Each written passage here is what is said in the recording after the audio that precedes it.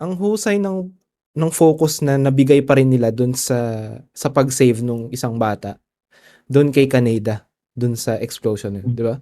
So, grabe, sobrang top tier nitong ano na 'to, animation ng movie na 'to. Kasi and Oh, also, look at the character design, bro, and look at that motorcycle, 'di ba? Tama. 'Di ba? Ang pogi tas pula pa. Kaya Reference yun, eh. sobrang detailed no. It's like the same feeling I had nung siguro grade 3 ako nung una kong makakita ng mga Gundam. 'Di Sa ba, Gundam right? Wing, parang ganito ka komplikado yung pagka-drawing. So hindi yung typical na nakikita natin sa western end, 'di ba? Yeah, Napansin yun. ko.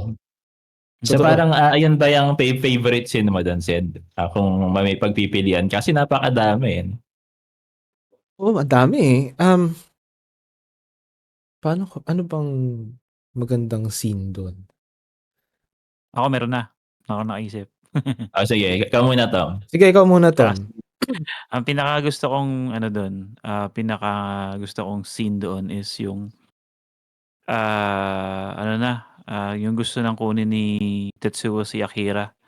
And then may twist pala dun sa ano na yun, dun sa parang ewan ko ba parang kulungan ba yun or parang cube something or Capsule, parang gano'n. capsule ganyan 'no. Sinabi pa nga natin baka si Goku nasa loob nun, eh. So Si yung Frieza. pala body yung pala body parts Spoiler, ni spoiler, Akira. spoiler. Oo, sorry na spoiler ko na. Yun, and then meron pa, pinakagusto ko dun is yung nag-away na sila ni ano, ni Kaneda, yung laban nilang dalawa. Pineda. Oo, nung 1988 ba na naimbento na ba yung laser na para ano, para mass destruction. Ang galing kasi nun, eh. Yung naglaban sila na ang galing, eh. Satellite satellite beam. Oo 'no. Hindi meron Satellite pa. beam from the sky. Hindi pa yun, yung O talagang yung baril niya? 'di ba baril niya na ano, cannon tapos yung pumunta Ah, sila sa ano, sa space? sa space, oo. Si Tetsuo pumunta ng space. Oo, and then napansin ko na talaga yung sinabi mo na wala naman talagang sound sa space which is accurate dun sa ano, Oo, yun, 'di ba? another thing, Galing, yeah. yun yun. Yung nagduktong siya, sabi ko yun parang yung penultimate na moment nung movie, na parang ito na kasamaan versus ano, eh, kadiliman, Samahan ang Bros galing. Kadiri. Ikaw, Vin, ano bang favorite mo dito sa Akira na scene? Yun. So isa sa mga favorite scenes ko is yung ano, ewan ko kung napansin niyo rin yun, yung mga city buildings, yung sa windows nila nung nasira yung mga glass nila. Yung parang mga bubog, yung mga debris, kung how they fell to the ground nag-slow mo. So 1988. Napaka-intricate nitong i-drawing ng panahon na 'to.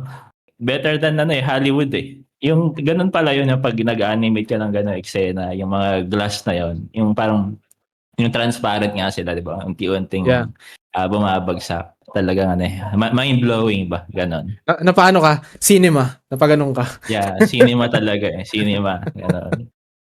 Sa ganitong art form din, parang do'n ko lang din unang nakita yung kasi nagbago ng form si Tetsuo, 'di ba? Yung parang naging monster na siya, yung parang Body horror, flubber. body horror Oo, yung style. oo, gano'n. Yan, body horror pala yun. Parang ewan ko kung first sa kanila yun. Ang effective with the fluid animation, tapos the colors, ganyan.